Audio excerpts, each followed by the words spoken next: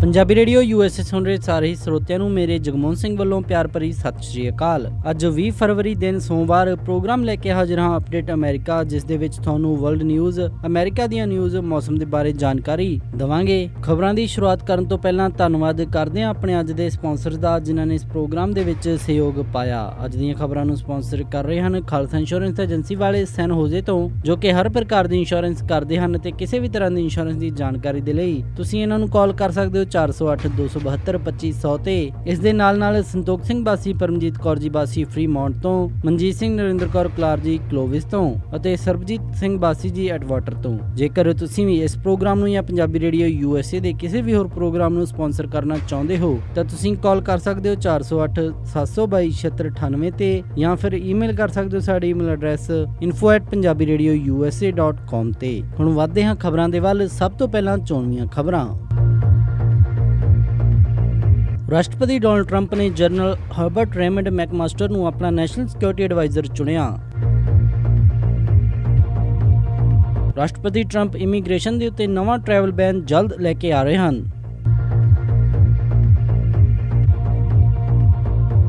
Russia ਦੇ UN ਦੇ ਵਿੱਚ ਐਂਬੈਸਡਰ ਵਾਈਟਲੀ ਚਰਕਿਨ ਦੀ ਅੱਜ ਨਿਊਯਾਰਕ 'ਚ ਹੋਈ ਮੌਤ। ਉਪ ਰਾਸ਼ਟਰਪਤੀ ਮਾਈਕ ਪੈਂਸ ਯੂਰਪ ਦੌਰੇ ਤੇ। ਅੱਜ ਪ੍ਰੈਜ਼ੀਡੈਂਟ ਡੇਟ ਦੇ ਉੱਤੇ ਹਜ਼ਾਰਾਂ ਲੋਕਾਂ ਨੇ ਨੋਟ ਮਾਈ ਪ੍ਰੈਜ਼ੀਡੈਂਟ ਨਾਰਾ ਲਾ ਕੇ ਵਿਰੋਧ ਮਾਰਚ ਕੱਢੀ। ਟੈਕਸਸ ਸੈਨ ਐਂਟੋਨੀਓ ਦੇ ਵਿੱਚ ਆਇਆ ਟੋਰਨੇਡੋ ਅਤੇ ਤੂਫਾਨ ਨੇ ਮਚਾਈ ਤਬਾਹੀ। ਹੁਣ ਖਬਰਾਂ ਵਿਸਤਾਰ ਦੇ ਨਾਲ।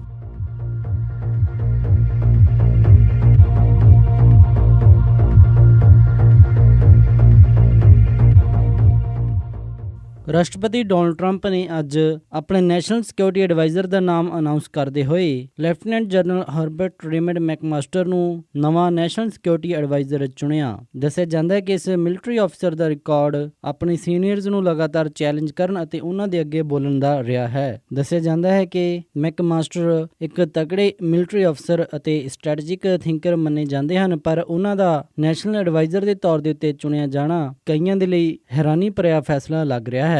ਦੱਸਿਆ ਜਾਂਦਾ ਹੈ ਕਿ ਇਸ ਅਫਸਰ ਦਾ ਆਰਮੀ ਕਰੀਅਰ ਕਈ ਵਾਰ ਆਪਣੇ ਅਥਾਰਟੀਜ਼ ਨੂੰ ਅਤੇ ਆਪਣੇ ਸੀਨੀਅਰਜ਼ ਨੂੰ ਬਦਤਮੀਜ਼ੀ ਕਰਨ ਦੇ ਉੱਤੇ ਰੋਕਿਆ ਗਿਆ ਹੈ। ਦੱਸਿਆ ਜਾਂਦਾ ਹੈ ਕਿ ਜਿੱਥੇ ਕਿ ਵਾਈਟ ਹਾਊਸ, ਜਿੱਥੇ ਕਿ ਰਾਸ਼ਟਰਪਤੀ ਡੋਨਾਲਡ ਟਰੰਪ ਜੋ ਕਿ ਬਿਲਕੁਲ ਵੀ ਬਦਤਮੀਜ਼ੀ ਬਰਦਾਸ਼ਤ ਨਹੀਂ ਕਰਦੇ ਅਤੇ ਨਾ ਹੀ ਆਪਣਾ ਕ੍ਰਿਟਿਸਿਜ਼ਮ ਬਰਦਾਸ਼ਤ ਕਰਦੇ ਹਨ, ਉਹਨਾਂ ਦੇ ਨਾਲ ਇਸ ਜਰਨਲ ਦੀ ਕਿਸ ਤਰ੍ਹਾਂ ਕੱਟੇਗੀ। ਡੋਨਾਲਡ ਟਰੰਪ ਨੇ ਇੱਥੇ ਬੋਲਦੇ ਹੋਏ ਕਿਹਾ ਕਿ ਇਹਨਾਂ ਦਾ ਮਿਲਟਰੀ ਦੇ ਵਿੱਚ ਕਾਫੀ ਰਿਗਾਰਡ ਕੀਤਾ ਜਾਂਦਾ ਹੈ, ਇਸ ਲਈ ਅਸੀਂ ਇਹਨਾਂ ਨੂੰ ਸਨਮਾਨ ਦਿੰਦੇ ਹੋਏ ਨੈਸ਼ਨਲ ਸਿਕਿਉਰਿਟੀ ਐਡਵਾਈਜ਼ਰ ਦੇ ਤੌਰ ਦੇ ਉੱਤੇ ਚੁਣ ਰਹੇ ਹਾਂ। ਉਹਨਾਂ ਨੇ ਕਿਹਾ ਕਿ ਜਨਰਲ ਹਰਬਰਟ ਰੇਮੰਡ ਮੈਕਮਾਸਟਰ ਦੇ ਕੋਲ ਪੂਰਾ ਤਜਰਬਾ ਹੈ ਅਤੇ ਆਪਣੇ ਤਜਰਬੇ ਦੇ ਨਾਲ ਉਹ ਬਹੁਤ ਵਧੀਆ ਕੰਮ ਕਰਨਗੇ। ਦੱਸਿਆ ਜਾਂਦਾ ਹੈ ਕਿ ਰਾਸ਼ਟਰਪਤੀ ਡੋਨਾਲਡ ਟਰੰਪ ਅਤੇ ਇਹਨਾਂ ਦੇ ਨਵੇਂ ਚੁਣੇ ਗਏ ਨੈਸ਼ਨਲ ਸਿਕਿਉਰਿਟੀ ਐਡਵਾਈਜ਼ਰ ਮੈਕਮਾਸਟਰ ਦੀ ਰਸ਼ੀਆ ਦੇ ਮੁੱਦੇ ਦੇ ਉੱਤੇ ਬਹਿਸ ਹੋ ਸਕਦੀ ਹੈ, ਜਿੱਥੇ ਕਿ ਰਾਸ਼ਟਰਪਤੀ ਟਰੰਪ ਲਗਾਤਾਰ ਰਸ਼ੀਆ ਦੇ ਨਾਲ ਨਰਮੀ ਦਾ ਰੁਖ ਰੱਖਦੇ ਆ ਰਹੇ ਹਨ, ਪਰ ਮੈਕਮਾਸਟਰ ਸ਼ੁਰੂ ਤੋਂ ਹੀ ਰਸ਼ੀਆ ਨੂੰ ਆਪਣਾ ਬਹੁਤ ਵੱਡਾ ਦੁਸ਼ਮਣ ਮੰਨਦੇ ਆਏ ਹਨ। ਇਸ ਤੋਂ ਪਹਿਲਾਂ ਰਾਸ਼ਟਰਪਤੀ ਡੋਨਾਲਡ ਟਰੰਪ ਦੇ ਫਾਰਮਰ ਨੈਸ਼ਨਲ ਸਿਕਿਉਰਿਟੀ ਐਡਵਾਈਜ਼ਰ ਨੂੰ ਅਸਤੀਫਾ ਦੇਣਾ ਪਿਆ ਸੀ, ਕਿਉਂਕਿ ਉਹਨਾਂ ਨੇ ਉਪ ਰਾਸ਼ਟਰਪਤੀ ਮਾਈਕ ਪੈਂਸ ਨੂੰ ਨੇਰੇ ਦੇ ਵਿੱਚ ਰੱਖਦੇ ਹੋਏ ਰਸ਼ੀਆ ਦੇ ਨਾਲ ਪਹਿਲਾਂ ਤੋਂ ਹੀ ਗੱਲਬਾਤ ਖੋਲ੍ਹ ਲਈ ਸੀ।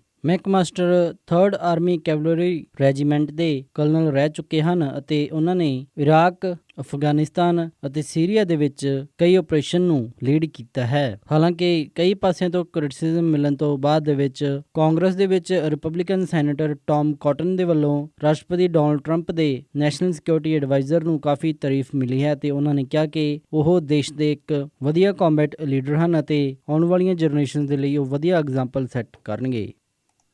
ਇਮੀਗ੍ਰੇਸ਼ਨ ਦੇ ਉੱਤੇ ਰਾਸ਼ਟਰਪਤੀ ਡੋਨਲਡ ਟਰੰਪ ਲਗਾਤਾਰ ਕੰਮ ਕਰ ਰਹੇ ਹਨ ਅਤੇ ਇਲੀਗਲ ਇਮੀਗ੍ਰੇਸ਼ਨ ਅਤੇ ਰਿਫਿਊਜੀ ਨੂੰ ਰੋਕਣ ਦੇ ਲਈ ਡੋਨਲਡ ਟਰੰਪ ਲਗਾਤਾਰ ਮੀਡੀਆ ਦੇ ਵਿੱਚ ਬਿਆਨ ਅਤੇ ਇਸ ਦੇ ਨਾਲ ਕਾਨੂੰਨੀ ਪ੍ਰਕਿਰਿਆ ਦੇ ਵਿੱਚ ਵੀ ਉਲਝ ਰਹੇ ਹਨ। ਇਸ ਤੋਂ ਪਹਿਲਾਂ ਰਾਸ਼ਟਰਪਤੀ ਡੋਨਲਡ ਟਰੰਪ ਨੇ ਇੱਕ ਐਗਜ਼ੀਕਿਊਟਿਵ ਆਰਡਰ ਪਾਸ ਕਰਕੇ 7 ਮੁਸਲਿਮ ਕੰਟਰੀਜ਼ ਦੇ ਉੱਤੇ ਟਰੈਵਲ ਬੈਨ ਲਾਇਆ ਸੀ, ਜਿਸ ਨੂੰ ਕਿ ਸਭ ਤੋਂ ਪਹਿਲਾਂ ਸੈਟਲ ਦੇ ਵਿੱਚ ਫੈਡਰਲ ਕੋਰਟ ਅਤੇ ਉਸ ਤੋਂ ਬਾਅਦ ਦੇ ਵਿੱਚ ਸੈਨ ਫਰਾਂਸਿਸਕੋ 'ਚ ਮੌਜੂਦ court of appeal 9th circuit ਨੇ ਉਹਨਾਂ ਦੇ ਇਸ ਟਰੈਵਲ ਬੈਨ ਨੂੰ ਸਸਪੈਂਡ ਕਰ ਦਿੱਤਾ ਸੀ। ਪਰ ਦੱਸਿਆ ਜਾ ਰਿਹਾ ਹੈ ਕਿ ਰਾਸ਼ਟਰਪਤੀ ਡੋਨਲਡ ਟਰੰਪ ਬਹੁਤ ਜਲਦ ਇੱਕ ਵਾਰੀ ਫਿਰ ਮੈਜੋਰਟੀ ਮੁਸਲਿਮ ਕੰਟਰੀਜ਼ ਦੇ ਉੱਤੇ ਮੁੜ ਦੁਬਾਰਾ ਟਰੈਵਲ ਬੈਨ ਲਾਉਣ ਦੇ ਲਈ ਐਗਜ਼ੀਕਿਊਟਿਵ ਆਰਡਰ ਪਾਸ ਕਰਨ ਦੀ ਤਿਆਰੀ ਕਰ ਰਹੇ ਹਨ ਅਤੇ ਇਸ ਨੂੰ ਪੁਰਾਣੇ ਐਗਜ਼ੀਕਿਊਟਿਵ ਆਰਡਰ ਦਾ ਰਿਵਾਈਜ਼ਡ ਵਰਜ਼ਨ ਦੱਸਿਆ ਜਾ ਰਿਹਾ ਹੈ। ਐਸੋਸੀਏਟਡ ਪ੍ਰੈਸ ਦੇ ਵਿੱਚ ਆਏ ਇਸ ਡਰਾਫਟ ਦੇ ਅਨੁਸਾਰ ਇਸ ਟਰੈਵਲ ਬੈਨ ਦੇ ਵਿੱਚ ਉਹਨਾਂ 7 ਕੰਟਰੀਜ਼ ਦੇ ਉੱਤੇ ਦੁਬਾਰਾ ਬੈਨ ਲਾਇਆ ਜਾਵੇਗਾ, ਜਿਨ੍ਹਾਂ ਦੇ ਵਿੱਚ Iran, Iraq, Libya, Somalia, Sudan, Syria ਅਤੇ ਯੈਮਨ ਆਉਂਦੇ ਹਨ। ਅਤੇ ਇਹ ਵੀ ਦੱਸਿਆ ਗਿਆ ਹੈ ਕਿ ਪਰ ਇਸ ਵਾਰ ਸਿਰਫ ਉਹਨਾਂ ਲੋਕਾਂ ਦੇ ਉੱਤੇ ਬੈਨ ਲਾਇਆ ਜਾਏਗਾ ਜੋ ਕਿ ਬਿਨਾਂ ਵੀਜ਼ਾ ਤੋਂ ਆ ਰਹੇ ਹਨ ਅਤੇ ਇਸ ਤੋਂ ਪਹਿਲਾਂ ਕਦੇ ਵੀ ਯੂਨਾਈਟਿਡ ਸਟੇਟਸ ਦੇ ਵਿੱਚ ਦਾਖਲ ਨਹੀਂ ਹੋਏ। ਇਸ ਤੋਂ ਪਹਿਲਾਂ ਕੀਤੇ ਗਏ ਐਗਜ਼ੀਕਿਊਟਿਵ ਆਰਡਰ ਦੇ ਵਿੱਚ ਰਾਸ਼ਟਰਪਤੀ ਟਰੰਪ ਨੇ ਇਹਨਾਂ 7 ਕੰਟਰੀਜ਼ ਦੇ ਵਿੱਚ ਕਿਸੇ ਵੀ ਪ੍ਰਕਾਰ ਦੇ ਵੀਜ਼ੇ ਅਤੇ ਗ੍ਰੀਨ ਕਾਰਡ ਤੱਕ ਵੀ ਰੋਕ ਲਾ ਦਿੱਤੀ ਸੀ। ਇਹ ਪੁਰਾਣੇ ਐਗਜ਼ੀਕਿਊਟਿਵ ਆਰਡਰ ਦਾ ਕੁਝ ਇੱਕ ਲਾਈਟ ਵਰਜ਼ਨ ਐਕਸਪਰਟਸ ਦੁਆਰਾ ਮੰਨਿਆ ਜਾ ਰਿਹਾ ਹੈ। ਲੀਗਲ ਐਕਸਪਰਟਸ ਮੰਨ ਰਹੇ ਹਨ ਕਿ ਰਾਸ਼ਟਰਪਤੀ ਟਰੰਪ ਦੁਆਰਾ ਲਿਆਂਦਾ ਗਿਆ ਇਹ ਨਵਾਂ ਐਗਜ਼ੀਕਿਊਟਿਵ ਆਰਡਰ ਕੋਰਟ ਦੇ ਵਿੱਚ ਹਰਾਉਣਾ ਬਹੁਤ ਜ਼ਿਆਦਾ ਮੁਸ਼ਕਿਲ ਹੋਵੇਗਾ।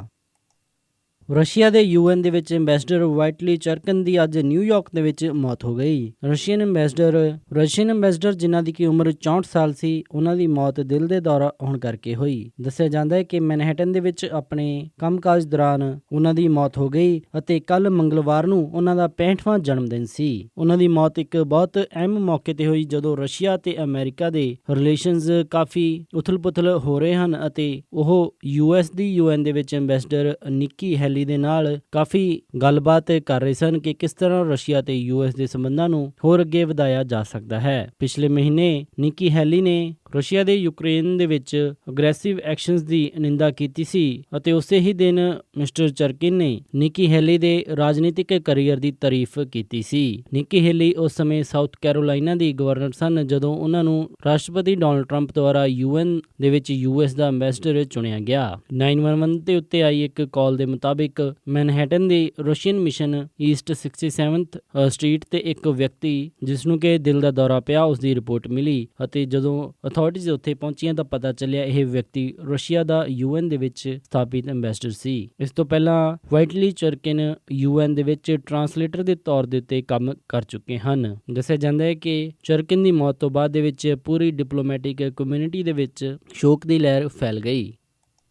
ਉਪ ਰਾਸ਼ਟਰਪਤੀ ਮਾਈਕ ਪੈਂਸ ਅੱਜ ਕੱਲ੍ਹ ਯੂਰਪ ਦੇ ਦੌਰੇ ਦੇ ਉੱਤੇ ਗਏ ਹੋਏ ਹਨ। ਸੋਮਵਾਰ ਨੂੰ ਯੂਰਪੀਅਨ ਯੂਨੀਅਨ ਨੂੰ ਸੰਬੋਧਿਤ ਕਰਦੇ ਹੋਏ ਉਪ ਰਾਸ਼ਟਰਪਤੀ ਮਾਈਕ ਪੈਂਸ ਨੇ ਕਿਹਾ ਕਿ ਰਾਸ਼ਟਰਪਤੀ ਡੋਨਲਡ ਟਰੰਪ ਯੂਰਪ ਦੇ ਨਾਲ ਪਾਰਟਨਰਸ਼ਿਪ ਦੀ ਸਪੋਰਟ ਕਰਦੇ ਹਨ ਅਤੇ ਉਹਨਾਂ ਨੇ ਉਹ ਵੀ ਕਿਹਾ ਕਿ ਉਹ ਫਰੀडम ਆਫ ਪ੍ਰੈਸ ਦੇ ਵਿੱਚ ਵਿਸ਼ਵਾਸ ਰੱਖਦੇ ਹਨ, ਪਰ ਜੋ ਪ੍ਰੈਸ ਫੇਕ ਨਿਊਜ਼ ਫੈਲਾਉਂਦੀ ਹੈ ਉਸ ਦੇ ਰਾਸ਼ਟਰਪਤੀ ਡੋਨਲਡ ਟਰੰਪ ਸਖਤ ਖਿਲਾਫ ਹਨ। ਉਪ ਰਾਸ਼ਟਰਪਤੀ ਮਾਈਕ ਪੈਂਸ ਨੇ ਇਹ ਸਪੀਚ ਯੂਰਪੀਅਨ ਕਾਉਂਸਲ ਦੇ ਪ੍ਰੈਜ਼ੀਡੈਂਟ ਡੋਨਲਡ ਟਸਕ ਦੇ ਨਾਲ ਦਿੱਤੀ, ਜਿੱਥੇ ਕਿ ਯੂਰਪੀਅਨ ਯੂਨੀਅਨ ਦੇ ਕਈ ਮੈਂਬਰਸ ਮੌਜੂਦ ਸਨ। ਜਦੋਂ ਕਿ ਉਹਨਾਂ ਤੋਂ ਮਾਈਕਲ ਫਲਿਨ ਜੋ ਕਿ ਫਾਰਮਰ ਨੈਸ਼ਨਲ ਸਿਕਿਉਰਿਟੀ ਐਡਵਾਈਜ਼ਰ ਹਨ, ਉਹਨਾਂ ਦੇ ਬਾਰੇ ਸਵਾਲ ਪੁੱਛਿਆ ਗਿਆ ਕਿ ਕਿਸ ਤਰ੍ਹਾਂ ਉਹਨਾਂ ਨੇ ਉਪ ਰਾਸ਼ਟਰਪਤੀ ਮਾਈਕ ਪੈਂਸ ਨੂੰ ਨੇਰੇ ਦੇ ਵਿੱਚ ਰੱਖ ਕੇ ਰਸ਼ੀਅਨ ਐਂਬੈਸਡਰ ਦੇ ਨਾਲ ਸਿੱਧੀ ਗੱਲਬਾਤ ਕੀਤੀ ਸੀ। ਤਾਂ ਇਸ ਤੋਂ ਬਾਅਦ ਦੇ ਵਿੱਚ ਮਾਈਕ ਪੈਂਸ ਨੇ ਕਿਹਾ ਕਿ ਉਹ ਇਸ ਫੈਸਲੇ ਦੇ ਉੱਤੇ ਰਾਸ਼ਟਰਪਤੀ ਡੋਨਲਡ ਟਰੰਪ ਦਾ ਫੈਸਲੇ ਦਾ ਸਨਮਾਨ ਕਰਦੇ ਹਨ ਜਿਨ੍ਹਾਂ ਨੇ ਕਿ ਫਲਿਨ ਤੋਂ ਅਸਤੀਫਾ ਲਿਆ। ਉਹਨਾਂ ਨੇ ਕਿਹਾ ਕਿ ਉਹ ਰਾਸ਼ਟਰਪਤੀ ਟਰੰਪ ਦੇ ਨਾਲ ਕੰਮ ਕਰਕੇ ਮਾਣ ਮਹਿਸੂਸ ਕਰਦੇ ਹਨ, ਪਰ ਜਨਰਲ ਫਲਿਨ ਨੇ ਜੋ ਗਲਤ ਇਨਫੋਰਮੇਸ਼ਨ ਉਹਨਾਂ ਨੂੰ ਦਿੱਤੀ ਸੀ ਉਸ ਦੇ ਨਾਲ ਉਹਨਾਂ ਨੂੰ ਦੁੱਖ ਹੋਇਆ ਸੀ। ਮਾਈਕ ਪੈਂਸ ਨੂੰ ਇੱਥੇ ਰਾਸ਼ਟਰਪਤੀ ਡੋਨਲਡ ਟਰੰਪ ਦੁਆਰਾ ਜਰਮਨੀ ਅਤੇ ਸਵੀਡਨ ਨੂੰ ਲੈ ਕੇ ਦਿੱਤੇ ਗਏ ਬਿਆਨਾਂ ਦਾ ਸਾਹਮਣਾ ਵੀ ਕਰਨਾ ਪਿਆ।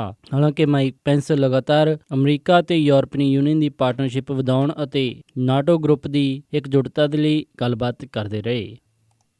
ਦੇਸ਼ ਭਰ ਦੇ ਵਿੱਚ ਅੱਜ ਪ੍ਰੈਜ਼ੀਡੈਂਟਸ ਡੇ ਮਨਾਇਆ ਗਿਆ ਜੋ ਕਿ ਅਮਰੀਕਾ ਦੇ ਪਹਿਲੇ ਰਾਸ਼ਟਰਪਤੀ ਜਾਰਜ ਵਾਸ਼ਿੰਗਟਨ ਦੇ ਜਨਮ ਦਿਨ ਦੀ ਯਾਦ ਦੇ ਵਿੱਚ ਮਨਾਇਆ ਜਾਂਦਾ ਹੈ। ਹਾਲਾਂਕਿ ਉਹਨਾਂ ਦਾ ਜਨਮ ਦਿਨ 22 ਫਰਵਰੀ 1732 ਨੂੰ ਸੀ, ਪਰ ਅਮਰੀਕਾ ਦੇ ਵਿੱਚ ਸਰਕਾਰੀ ਛੁੱਟੀਆਂ ਨੂੰ ਵੀਕਐਂਡ ਦੇ ਵਿੱਚ ਮਿਲਾਉਣ ਕਰਕੇ ਉਹਨਾਂ ਦਾ ਜਨਮ ਦਿਨ 15 ਫਰਵਰੀ ਤੋਂ ਲੈ ਕੇ 23-24 ਫਰਵਰੀ ਤੱਕ ਮਨਾਇਆ ਜਾਂਦਾ ਹੈ, ਜਿਸ ਦੇ ਵਿੱਚ ਇਸ ਸਾਲ 22 ਫਰਵਰੀ ਦੀ ਬਜਾਏ 20 ਫਰਵਰੀ ਨੂੰ ਉਹਨਾਂ ਦਾ ਜਨਮ ਦਿਨ ਮਨਾਇਆ ਗਿਆ। ਪ੍ਰੈਜ਼ੀਡੈਂਟਸ ਡੇ ਤੇ ਲੈ ਕੇ ਅੱਜ ਕਈ ਅਮਰੀਕਾ ਦੇ ਸ਼ਹਿਰਾਂ ਦੇ ਵਿੱਚ ਰਾਸ਼ਟਰਪਤੀ ਡੋਨਲਡ ਟਰੰਪ ਦੇ ਖਿਲਾਫ ਵਿਰੋਧ ਪ੍ਰਦਰਸ਼ਨ ਕੀਤੇ ਗਏ, ਜਿਨ੍ਹਾਂ ਦੇ ਵਿੱਚ ਨਾਟ ਮਾਈ ਪ੍ਰੈਜ਼ੀਡੈਂਟ ਦਾ ਨਾਅਰਾ ਲਾਇਆ ਗਿਆ। ਹਜ਼ਾਰਾਂ ਲੋਕਾਂ ਨੇ ਵੱਖ-ਵੱਖ ਸ਼ਹਿਰਾਂ ਦੇ ਵਿੱਚ ਰਾਸ਼ਟਰਪਤੀ ਡੋਨਲਡ ਟਰੰਪ ਦਾ ਵਿਰੋਧ ਕਰਦੇ ਹੋਏ ਪ੍ਰਦਰਸ਼ਨ ਕੀਤਾ, ਜਿਨ੍ਹਾਂ ਦੇ ਵਿੱਚ ਸੈਂਟਰਲ ਪਾਰਕ ਮੈਨਹੈਟਨ ਦੇ ਵਿੱਚ ਵੀ ਬਹੁਤ ਸਾਰੇ ਲੋਕ ਸ਼ਾਮਿਲ ਹੋਏ, ਜਿਨ੍ਹਾਂ ਨੇ ਨੋ ਬੈਨ ਨੋ ਵਾਲ ਦਾ ਨਾਅਰਾ ਦਿੱਤਾ। ਸ਼ਿਕਾਗੋ ਦੇ ਵਿੱਚ ਵੀ ਡੋਨਲਡ ਟਰੰਪ ਦੇ ਵਿਰੋਧ ਦੇ ਵਿੱਚ ਨਾਅਰੇ ਲਾਏ ਗਏ। ਵਾਸ਼ਿੰਗਟਨ ਡੀਸੀ ਦੇ ਵਿੱਚ ਕਈ ਲੋਕਾਂ ਨੇ ਇਕੱਠੇ ਹੋ ਕੇ ਰਾਸ਼ਟਰਪਤੀ ਡੋਨਲਡ ਟਰੰਪ ਨੂੰ ਇੰਪੀਚ ਕਰਨ ਦੀ ਗੱਲਬਾਤ ਕਹੀ ਅਤੇ ਦੇਸ਼ ਦੇ ਹੋਰ ਵੀ ਕਈ ਸ਼ਹਿਰਾਂ ਦੇ ਵਿੱਚ ਰਾਸ਼ਟਰਪਤੀ ਡੋਨਲਡ ਟਰੰਪ ਦੇ ਖਿਲਾਫ ਵਿਰੋਧ ਪ੍ਰਦਰਸ਼ਨ ਦੀ ਖਬਰਾਂ ਆ ਰਹੀਆਂ ਹਨ। ਟਰੰਪ ਦੇ ਇਮੀਗ੍ਰੇਸ਼ਨ ਅਤੇ ਮੈਕਸੀਕੋ ਬਾਰਡਰ ਦੇ ਉੱਤੇ ਵਾਲ ਲਾਏ ਜਾਣ ਦੀ ਗੱਲਬਾਤ ਨੂੰ ਲੈ ਕੇ ਬਹੁਤ ਸਾਰੇ ਇਮੀਗ੍ਰੈਂਟਸ ਉਹਨਾਂ ਦਾ ਵਿਰੋਧ ਕਰ ਰਹੇ ਹਨ ਅਤੇ ਉਹਨਾਂ ਦੇ ਖਿਲਾਫ ਲਗਾਤਾਰ ਵਿਰੋਧ ਪ੍ਰਦਰਸ਼ਨ ਅਮਰੀਕਾ ਦੇ ਵੱਖ-ਵੱਖ ਸ਼ਹਿਰਾਂ ਦੇ ਵਿੱਚ ਕੱਢਿਆ ਜਾਂਦਾ ਰਿਹਾ ਹੈ।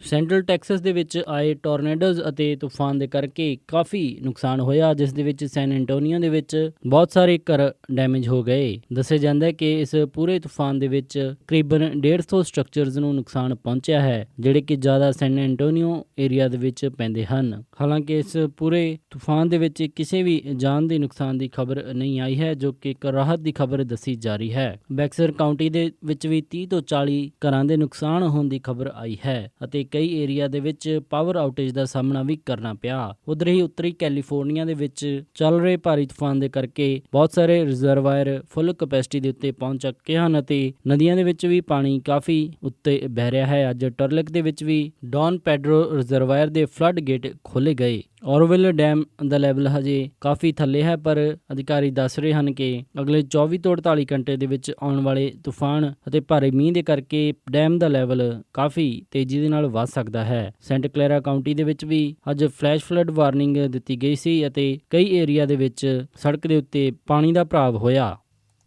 ਇਹ ਸਨ ਅੱਜ ਦੀਆਂ ਕੁਝ ਖਾਸ ਖਬਰਾਂ। ਹੁਣ ਵੱਧਦੇ ਹਾਂ ਮੌਸਮ ਦੀ ਜਾਣਕਾਰੀ ਦੇ ਵੱਲ। ਮੰਗਲਵਾਰ ਨੂੰ ਸੈਨ ਹੋਜ਼ੇ ਦੇ ਵਿੱਚ ਹਾਈ ਟੈਂਪਰੇਚਰ ਰਹੇਗਾ 59 ਡਿਗਰੀ ਅਤੇ ਰਾਤ ਨੂੰ ਲੋ ਟੈਂਪਰੇਚਰ 43 ਡਿਗਰੀ। ਇੱਥੇ ਮੀਂਹ ਪੈਣ ਦੇ ਚਾਂਸ 70% ਰਹਿਣਗੇ। ਸੈਨ ਫਰਾਂਸਿਸਕੋ ਦੇ ਵਿੱਚ 56 ਡਿਗਰੀ ਹਾਈ ਅਤੇ ਰਾਤ ਨੂੰ 47 ਡਿਗਰੀ ਲੋ। ਇੱਥੇ ਮੀਂਹ ਪੈਣ ਦੇ ਚਾਂਸ 80% ਹੋਣਗੇ। ਸੈਕਰਾਮੈਂਟੋ ਦੇ ਵਿੱਚ 59 ਡਿਗਰੀ ਹਾਈ ਅਤੇ ਰਾਤ ਨੂੰ 39 ਡਿਗਰੀ ਲੋ। ਯੂਬਾ ਸਿਟੀ ਦੇ ਵਿੱਚ 59 ਡਿਗਰੀ ਹਾਈ ਅਤੇ ਰਾਤ ਨੂੰ 40 ਡਿਗਰੀ ਲੋ। ਸਟਾਕਟਨ ਦੇ ਵਿੱਚ 60 ਡਿਗਰੀ ਹਾਈ ਅਤੇ ਰਾਤ ਨੂੰ 41 ਡਿਗਰੀ ਲੋ। ਟ੍ਰੇਸੀ ਦੇ ਵਿੱਚ 61 ਡਿਗਰੀ ਹਾਈ ਅਤੇ ਰਾਤ ਨੂੰ 42 ਡਿਗਰੀ ਲੋ।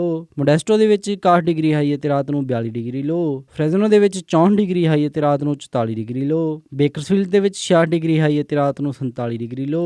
ਲਾਸ ਐਂਜਲਸ ਦੇ ਵਿੱਚ 63 ਡਿਗਰੀ ਹਾਈ ਅਤੇ ਰਾਤ ਨੂੰ 50 ਡਿਗਰੀ ਲੋ। ਟਰਕੀ ਦੇ ਵਿੱਚ 33 ਡਿਗਰੀ ਹਾਈ ਅਤੇ ਰਾਤ ਨੂੰ 14 ਡਿਗਰੀ ਲੋ। ਇੱਥੇ ਬਰਫ਼ਬਾਰੀ ਹੋ ਸਕਦੀ ਹੈ। ਸਾਊਥ ਲੇਕ ਟਾਹੋ ਦੇ ਵਿੱਚ 37 ਡਿਗਰੀ ਹਾਈ ਅਤੇ ਰਾਤ ਨੂੰ 17 ਡਿਗਰੀ ਲੋ। ਇੱਥੇ ਵੀ ਬਰਫ਼ਬਾਰੀ ਹੋ ਸਕਦੀ ਹੈ। ਪੋਰਟਲੈਂਡ ਓਰੇਗਨ ਦੇ ਵਿੱਚ 46 ਡਿਗਰੀ ਹਾਈ ਅਤੇ ਰਾਤ ਨੂੰ 31 ਡਿਗਰੀ ਲੋ।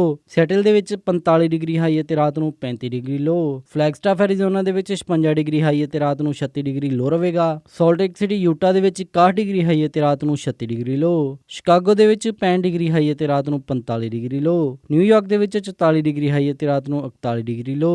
ਟੋਰਾਂਟੋ ਕੈਨੇਡਾ ਦੇ ਵਿੱਚ 8 ਡਿਗਰੀ ਸੈਲਸੀਅਸ ਹਾਈ ਅਤੇ ਰਾਤ ਨੂੰ 4 ਡਿਗਰੀ ਸੈਲਸੀਅਸ ਲੋ। ਵਿਨੀਪੈਗ ਦੇ ਵਿੱਚ 4 ਡਿਗਰੀ ਸੈਲਸੀਅਸ ਹਾਈ ਅਤੇ ਰਾਤ ਨੂੰ -4 ਡਿਗਰੀ ਸੈਲਸੀਅਸ ਲੋ। ਕੈਲਗਰੀ ਦੇ ਵਿੱਚ 4 ਡਿਗਰੀ ਸੈਲਸੀਅਸ ਹਾਈ ਅਤੇ ਰਾਤ ਨੂੰ -4 ਡਿਗਰੀ ਸੈਲਸੀਅਸ ਲੋ। ਵੈਨਕੂਵਰ ਦੇ ਵਿੱਚ 9 ਡਿਗਰੀ ਸੈਲਸੀਅਸ ਹਾਈ ਅਤੇ ਰਾਤ ਨੂੰ -1 ਡਿਗਰੀ ਸੈਲਸੀਅਸ ਲੋ ਰਹੇਗਾ। ਪੰਜਾਬ ਅੰਮ੍ਰਿਤਸਰ ਦੇ ਵਿੱਚ 25 ਡਿਗਰੀ ਸੈਲਸੀਅਸ ਹਾਈ ਅਤੇ ਰਾਤ ਨੂੰ 9 ਡਿਗਰੀ ਸੈਲਸੀਅਸ ਲੋ। ਮੈਲਬਰਨ ਆਸਟ੍ਰੇਲੀਆ ਦੇ ਵਿੱਚ 23 ਡਿਗਰੀ ਸੈਲਸੀਅਸ ਹਾਈ ਅਤੇ ਰਾਤ ਨੂੰ 13 ਡਿਗਰੀ ਸੈਲਸੀਅਸ ਲੋ। ਲੰਡਨ ਦੇ ਵਿੱਚ 12 ਡਿਗਰੀ ਸੈਲਸੀਅਸ ਹਾਈ ਅਤੇ ਰਾਤ ਨੂੰ 10 ਡਿਗਰੀ ਸੈਲਸੀਅਸ ਲੋ। ਬਰਲਿਨ ਦੇ ਵਿੱਚ 8 ਡਿਗਰੀ ਸੈਲਸੀਅਸ ਹਾਈ ਅਤੇ ਰਾਤ ਨੂੰ 5 ਡਿਗਰੀ ਸੈਲਸੀਅਸ ਲੋ। ਅਤੇ ਫਰਾਂਸ ਪੈਰਿਸ ਦੇ ਵਿੱਚ 13 ਡਿਗਰੀ ਸੈਲਸੀਅਸ ਹਾਈ ਅਤੇ ਰਾਤ ਨੂੰ 9 ਡਿਗਰੀ ਸੈਲਸੀਅਸ ਲੋ ਰਹੇਗਾ। ਇਸੀ ਮੌਸਮ ਦੀ ਜਾਣਕਾਰੀ। ਅੱਜ ਪ੍ਰੈਜ਼ੀਡੈਂਟ ਡੇ ਕਾਰਨ ਸਟਾਕ ਮਾਰਕੀਟ ਬੰਦ ਰਹੀ। ਅਗਲੀ ਸਟਾਕ ਮਾਰਕੀਟ ਦੀ ਇਨਫੋਰਮੇਸ਼ਨ ਦਵਾਂਗੇ ਅਗਲੇ ਅੰਕ ਵਿੱਚ। ਇਸੇ ਦੇ ਨਾਲ ਅੱਜ ਦਾ ਇਹ ਖਬਰਾਂ ਦਾ ਬੁਲੇਟਿਨ ਇੱਥੇ ਹੀ ਸਮਾਪਤ ਕਰਦੇ ਹਾਂ। ਇਜਾਜ਼ਤ ਦਿਓ। ਉਮੀਦ ਹੈ ਕਿ ਤੁਹਾਨੂੰ ਅੱਜ ਦੇ ਇਹ ਪ੍ਰੋਗਰਾਮ ਪਸੰਦ ਆਇਆ ਹੋਵੇਗਾ। ਕਿਸੇ ਵੀ ਤਰ੍ਹਾਂ ਦੇ ਫੀਡਬੈਕ ਦੇ ਲਈ ਤੁਸੀਂ ਸਾਨੂੰ ਕਾਲ ਕਰ ਸਕਦੇ ਹੋ 408 722 7698 ਤੇ ਜਾਂ ਫਿਰ ਈਮੇਲ ਕਰ ਸਕਦੇ ਹੋ ਸਾਡੇ ਈਮੇਲ ਐਡਰੈਸ info@punjabiradiousa.com ਤੇ। ਇੱਕ ਵਾਰੀ ਫਿਰ ਸਾਰੇ ਸਪਾਂਸਰ ਦਾ ਬਹੁਤ ਬਹੁਤ ਧੰਨਵਾਦ। ਮਿਲਦੇ ਹਾਂ ਅਪਡੇਟ ਅਮਰੀਕਾ ਦੇ ਅਗਲੇ ਅੰਕ ਵਿੱਚ। ਤਦ ਤੱਕ ਲਈ ਸਾਰਿਆਂ ਨੂੰ ਪਿਆਰ ਅਤੇ ਸਤਿਕਾਰ ਭਰੀ ਸਤਿ ਸ਼੍ਰੀ ਅਕਾਲ। ਸੁਣਦੇ ਰਹੋ ਪੰਜਾਬੀ ਰੇਡੀਓ USA।